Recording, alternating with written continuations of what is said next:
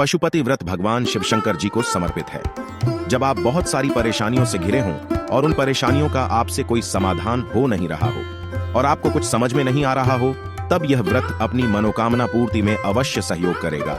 पशुपति व्रत पूरी श्रद्धा के साथ ही करें। पशुपति व्रत के नियम एवं विधि। पशुपति व्रत कब करें? पशुपति व्रत को किसी भी महीने के सोमवार, चाहे वह कृष्ण पक्ष हो अथवा शुक्ल पक्ष, से प्रारंभ कर सकते हैं। शास्त्रों के अनुसार इस व्रत को करने के लिए किसी विशेष महीने का होना अनिवार्य नहीं है, केवल सोमवार का दिन होना आवश्यक है। पशुपति व्रत को कितने सोमवार करना चाहिए? इस व्रत को 5 सोमवार करने का विधान है। वैसे तो आपकी मनोकामना 5वां सोमवार आने से पूर्व ही पूर्ण हो जाती है।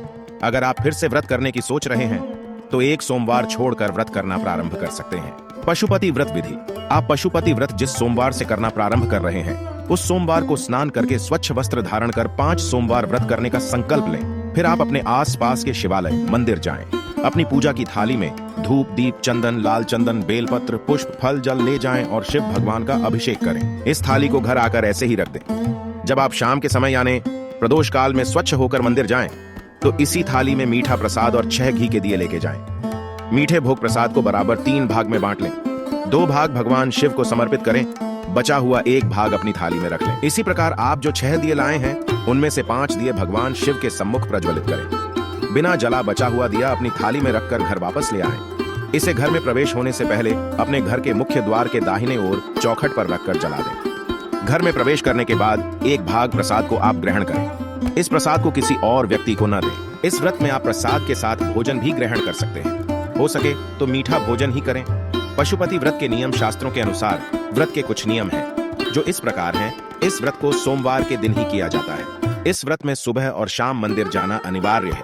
किसी कारण आप व्रत करने में असमर्थ हैं, तो उस सोमवार को व्रत नहीं करना चाहिए। आप जिस मंदिर में प्रथम सोमवार को गए हैं, उसी मंदिर में 5 सोमवार जाएं। शाम के समय प्रदोष काल में पूजा का बहुत महत्व है।